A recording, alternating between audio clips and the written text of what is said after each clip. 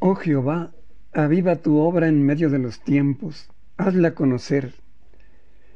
En tiempos peligrosos como este, y en ese confinamiento que debería llamarse refugio, es cuando más hemos de dedicar tiempo y vida, que pudiera ser corta, para avivar el fuego del Espíritu Santo que está en nosotros, y para rechazar el ataque de Amalek, la carne contra el Espíritu. Dios los bendiga, hermanos. Nuestro pastor Enrique Zúñiga nos dijo hace poco, en su predicación titulada Zona de Destrucción, que el rey Saúl no destruyó al rey de Amalek porque seguro lo llevaba en el corazón. La carnalidad, eso significa Amalek. Y respecto del pecado que nos ataca de repente, dijo, lo que no destruyas, te destruye. También el pastor Chuy nos habló desde la torre de control que está en nuestra mente y espíritu, que solo desde ahí se ganan las batallas, que solo meditando la palabra de Dios y siguiéndola se renueva el espíritu de nuestra mente. Alguien dijo, 2 tigres luchan dentro de mí. Yo pregunto, ¿cuál ganará? ¿El que yo alimente más o el más hambriento? Cuando nos rendimos a Cristo, entregándole y dedicándole nuestra vida, y recibimos al Espíritu Santo, tenemos paz. Pero luego, tarde o temprano, de repente, ocurre en nuestra mente una rebelión o reacción como de tigre acorralado, en contra de lo bueno que recibimos.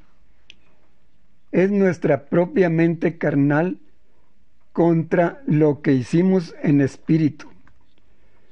Nuestra mente natural es la carne, se rebela contra el Espíritu Santo que recibimos. Vamos otra vez al libro de Éxito, al libro de Éxodo, que también es Éxito, ya me gustó. Antes vimos que en el capítulo 16 los hebreos recibieron el maná que dibuja a Cristo. Y luego en Éxodo 17, 1 al 4, recibieron y bebieron el agua de la roca que dibuja al Espíritu de Cristo recibido en nuestro corazón. Pero luego en 17, 8 al 12, se está dibujando, todo eso es como cuadros o dibujos, todo eso así en el libro de Éxodo. Se está dibujando nuestra rebelión, el ataque de Amalek, la carne, contra Israel, contra nosotros mismos.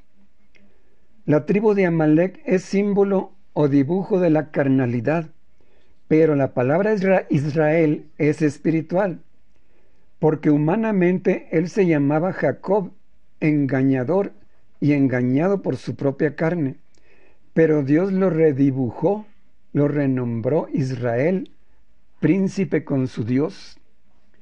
Éxodo 17:8 dice, vino Amalek contra Israel.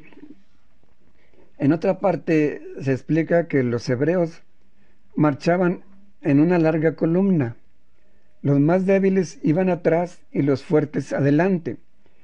Amalek los atacó por atrás. Es símbolo de lo que el diablo trata de hacernos, que estando débiles caigamos en pecado al debilitar nuestro espíritu y descuidar nuestra protección de unos a otros. En Éxodo 17, 9, primera parte dice, dijo Moisés a Josué, escógenos varones. Esta palabra varones no es la palabra hebrea ich, que se usa mucho en el Antiguo Testamento, sino que es enoch, que se explica en Éxodo 18, 21. Se da a entender lo que significa, porque dice, varones de virtud, temerosos de Dios, varones de verdad, que aborrezcan la avaricia. Como vemos, no dice fuertes. La fuerza puede servir, solo si quiere, pero Dios busca virtudes. Y ahí mismo en Éxodo 17, 9, la segunda parte del versículo, escogen los varones y sal a pelear. No dice envíalos, sino sal a pelear contra Amalec. Yo estaré sobre la cumbre del monte. ¿Por qué no va también Moisés? Veamos por qué. Dice en 17:11, y cuando alzaba Moisés su mano, adorando a Dios, Israel prevalecía, vencían Josué y sus jóvenes varones. Cuando él bajaba su mano, por la fatiga de la carne, prevalecía Amalec, porque la carne sola no puede vencer a la carne, como dijo. Y en 17:12 dice, Aarón y Hur sostenían sus manos. Aarón era el sumo sacerdote, nombrado por Dios, y de Hur no se habla mucho, pero Hur significa luz, como en la película Ben-Hur, que significa hijo de luz. Estos dos sostenían sus manos. Ellos representan la humilde ayuda que los varones y mujeres de Maná hemos de dar a nuestros pastores y pastoras, con oración, luz y acción, para nuestro bien y de nuestras familias. Y en 17:13 dice, y Josué deshizo a Amalec la carnalidad a filo de espada, pero fue la espada del Espíritu. Sin él no era ni es posible vencer la carne. Manos alzadas son rendición a Dios y confianza en su cuidado. No nos cansemos de adorar a Dios o pidamos ayuda idónea. La carne sola no puede contra la carne. Me equivoqué, hermanos, disculpen. En aquella prédica sobre el maná, en Éxodo 16:13, los hebreos comieron carne, sí, pero no tanta. Yo dije que juntaron codornices a montones, pero eso fue hasta un año después, en Números 11:4, que dice, y la gente extranjera que se mezcló con ellos, eran unos colados, escapados de Egipto, pero no de la maldad del corazón. Esta gente tuvo un vivo deseo, es decir, esas palabras vivo deseo, es un anhelo insoportable como de Amalec. Y los hijos de Israel se contagiaron y dijeron, ¿quién nos diera a comer carne? Ese quién es Dios. Y en Números 11, 31, 33 fue donde comieron tanta carne que les salía por la nariz. Y muchos murieron por la carnalidad de su corazón. No todos los extranjeros murieron. Hay cierta historia de ellos en un museo de Turquía. Pasaremos luego a la epístola a los Romanos, pero antes, en el Nuevo Testamento, la carne es símbolo de la mente humana que sigue luchando contra el Espíritu de Cristo que está en nosotros y contra nuestra alma. Esa carne significa la mente y emociones naturales que vienen desde Adán pecador. Vamos a Mateo 26, 41. En estos días de febrero, eso no está en Mateo, en estos días de febrero se celebró el amor y la amistad el día domingo 14. Este año el día de San Valentín coincidió con otra tradición más antigua llamada carnaval, que según la liturgia se celebra un domingo y que recomienda comer carne roja por unos días antes de iniciar con ayuno y ceniza la cuaresma, esto en la Iglesia Católica. Pero como carnaval significa permiso para la carne, entonces el mundo, no las iglesias, sino el mundo, celebra otro carnaval una tradición de miles de años que viene desde Amalek y de Egipto, de donde salió el pueblo hebreo, y entre ellos tanta gente carnavalesca que no eran pueblo de Dios. En Mateo 26:41 dice: velad y orad para que no entréis. Velad es como vigilar constantemente, como un velador, cuidador de un lugar en la noche o de día, pero que vigila celosamente. Velad y orad para que no entréis en tentación, o sea, para que no caigáis en tentación. El espíritu, el nuestro, a la verdad está dispuesto. Este es el que ha de velar para que no caigamos en tentación. El espíritu a la verdad está dispuesto, pero la carne, la famosa fuerza de voluntad, es débil. Luego en Juan 6:55, el Señor Jesús dice, al decirle a los judíos: mi carne es verdadera comida. Ahí es otra forma de carne, es su palabra y su espíritu, su sustancia divina. Los judíos no lo entienden, se escandalizaron de lo que dijo.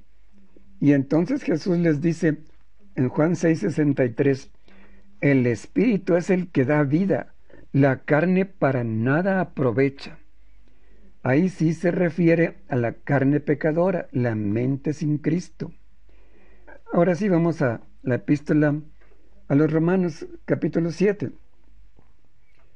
Romanos 7:5 dice: mientras estábamos en la carne, se refiere Pablo a sí mismo cuando era judío sin Cristo, y también al cristiano cuando no andaba muy bien. Las pasiones pecaminosas que eran por la ley, o sea que la ley de Moisés las denuncia, y también las leyes de Roma y también las leyes actuales, obraban en nuestros miembros llevando fruto para muerte, porque la ley de mandamientos nos hace sentirnos culpables al no poder cumplirla. La solución es mirar a Cristo en la cruz y tomar nuestra cruz y seguirlo creyendo en Él. Y en 7:6 dice: pero ahora, esa expresión se repite en 3:21 y en 8:1. Pero ahora estamos libres de la ley, de aquella condenación, por haber muerto. Quien murió fue Cristo, pero con Él los que creemos y lo seguimos. De modo que sirvamos bajo el régimen, o sea, otra ley, bajo el régimen nuevo del Espíritu de Cristo, que nos gobierna y nos guía, si se lo pedimos y permitimos, y no bajo el régimen viejo de la letra. Letra es lo que leemos o a veces enseñamos sin la guía del Espíritu Santo. Muchos creyentes pensábamos que éramos libres, pero no entendíamos la cruz de Jesús y seguíamos en la letra. Y en 7:14 dice: la ley es espiritual, es dada por Dios, mas yo soy carnal. Si digo yo soy carnal, soy tan carnal que no puedo vencer la carne ni siendo supuestamente cristiano. Y en 7:17 dice: de manera que ya no soy yo, el cristiano, quien hace aquello, sino el pecado que mora en mí. El pecado no es mis pecados, sino mi carnalidad. Lo mismo dice luego el versículo 20.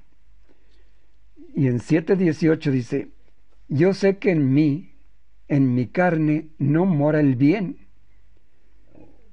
Eso indica que si hacemos el bien, no es que lo tengamos en la mente carnal, sino en nuestro espíritu. O que procuramos mejorar para salvarnos poco a poquito, aunque no es así.